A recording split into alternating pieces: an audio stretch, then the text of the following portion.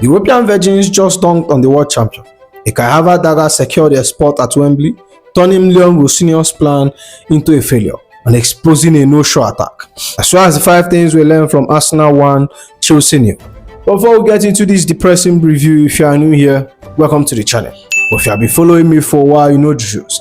Help your boy get to that 10k subscriber mark. Let's dive into it. That was a hard pill to swallow at the Emirates, after fighting so hard in the first leg to keep this tie alive. Watching it all slip away in the 97th minute to a former player, no less, is the kind of Chelsea tax we have grown to absolutely hate. It's written in the stars, isn't it? It always has to be them. But honestly, if I'm stripping away for the salt for a second, I thought we are incredible. I can't fault the effort, the heart, or the shift the boy put in. We went into their backyard and stand toe to toe. Despite the 1-0 loss and the 4-2 aggregate scoreline, there's so much to unpack on Rosenior's tactical approach and how this squad is finally starting to take shape. This wasn't a collapse, this was a lesson. And that leads me into the first thing we learned, the Rosenior revolution. If you're a football nerd like me who loves the tactical chess match, this was a masterpiece to watch. But if you're a Chelsea fan with a heart condition, not so much. Let's give Rosenior his flowers right now. The man has guts. To walk into Emirates for a game of this magnitude and switch to a 3-5-2, 3-back system, that's bold, and that is main character energies. And he did it while missing the 2 players who usually give us our soul, Rich James and Pedro Neto.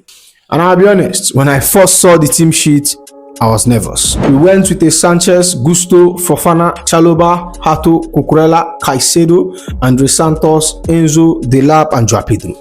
It looked solid, but we all knew why the big names were missing. Rosenior confirmed it post-match. Pedro and Reece had a small knock and we are in so much pain for tonight. And honestly, that's a heavy blow. But even without them, we were competitive. We weren't just hanging on, we were dictating the tempo. We dominated 56% of ball possession away at the Emirates against the league leaders. Under Rosenior, we have moved away from the vibes and inshallah chaos of the early season. We actually look like a team with a blueprint, a philosophy, and a plan. But, and it's a big but, this revolution needs some teeth. We had 14 shots while working the ball beautifully into the final third. But according to the stats, Chelsea had 0 shots on target. The Blue failed to test the Arsenal goalkeeper meaningfully in a low event game, and with only 1 save required from each side overall.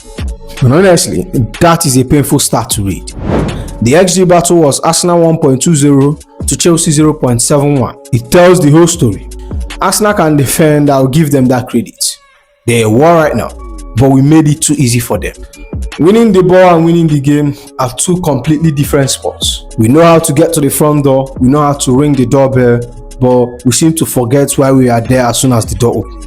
We have the control, and now we need that killer instinct. And that brings me to the second thing we learned. The attack was a no-show. Look, it's rare we point the fingers to our star man, but we have to be honest. Palmer had a rare off night by his standards. And the scary reality of this current Chelsea side is that when he's blunted, our entire threat level doesn't just dip, it falls off the cliff. Arsenal knew their assignments, they didn't just mark him, they suffocated him. Every time Palmer looked up, he saw 3 red shirts and a war of noise. The numbers from this cameo tells a frustrating story. A 6.4 rating, 30 minutes played, 1 key pass, 90% accurate pass, 1 shot, 9 carries, 1 progressive carry. On paper, 90% passing looks clean, right? But look at the last stats. 9 carries, but only 1 progressive carry. 9 carries, but only 1 progressive carry. This is the tactical breakdown of our frustration. It means there was absolutely no room to run even 10 yards forward. Every time he got the ball, he was swamped. He was involved. He was trying to pick up the lock. But Arsenal simply denied him the space to drive into the heart of their defense. And then there's Joao Pedro. I love the work rate, I really do. He worked his socks off, pressing from front and trying to make things happen. But we lack that clinical, ruthless edge that wins semi-finals. Joao Pedro finished with a 6.3 rating, 0 goals, 0 assists, 1 shot. It's genuinely agonizing to watch us control the tempo, dominate the ball, and weave these beautiful patterns across the pitch, only for the final ball to go missing. We are building a Rolls Royce of a midfield, but right now we are driving it without a spark plug.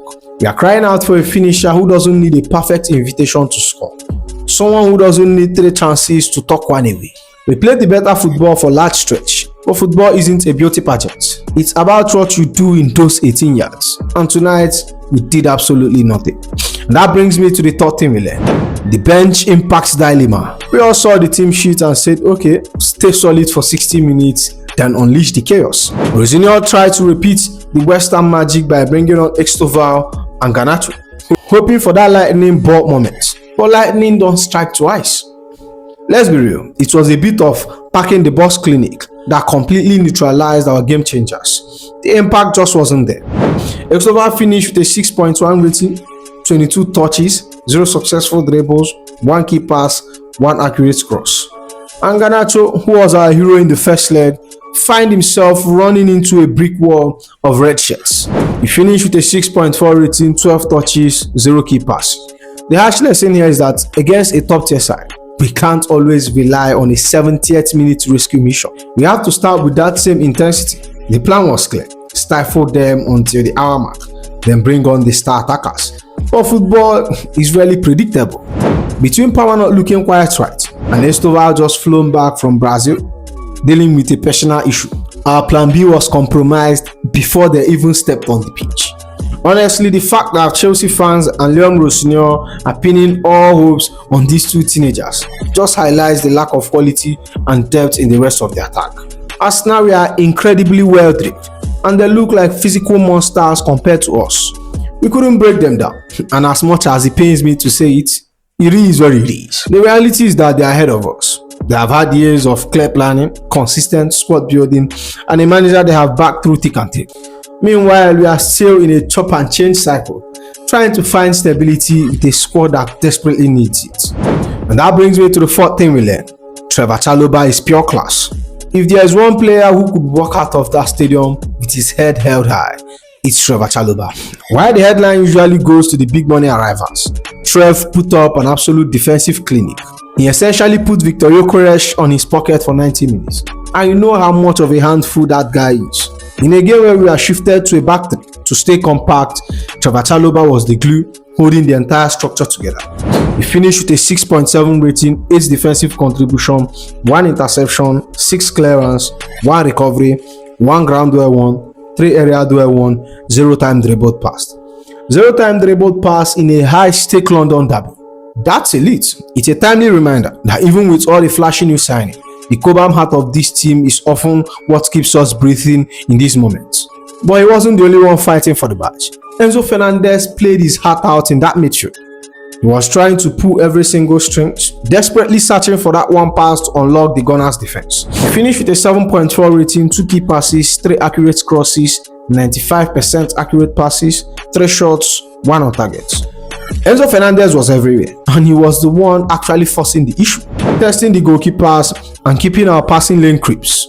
When you see a performance like that from your midfield general, it makes the 97th minute heartbreak feel more unfair. The foundation is there, and players like Enzo Fernandez and Trevor Chalobah proved they belong on this stage. And that brings me to the last thing we learned: the Kai Havertz dagger. And all I have to say, it has to be him, didn't it? Losing to a 97th minute Kai Havertz goal is the ultimate salt in the wound. It's the kind of script that only football can write, and honestly, I'm tired of reading it. Watching Kai Havertz round Robert Sanchez in the 97th minute was a deja vu nightmare, but in the worst way possible. And while he was often criticized for his finishing in a Chelsea shirt, he showed the exact composure we desperately needed on the night. It's a bitter pill to swallow that the man who won us a Champions League is the one now barring our path to a domestic final. But look at this objectively for a second. Look how close we were to actually taking this to the wire. The XG before the Havertz goal: Arsenal 0.26 to Chelsea 0.71. Until that final sequence, we were actually winning the quality battle. We had limited them to next to nothing. But that final aggregate score of Arsenal 1.20 to Chelsea 0.71 only looked the way it does because we were pushed so far, desperate searching for that equalizer. We threw the kitchen sink at them. We left the back door open and they punished us. It was a risk we took, and while it backfired in the most painful way imaginable, honestly, I'd rather see us swinging for a trip to Wembley than wimping out without a fight.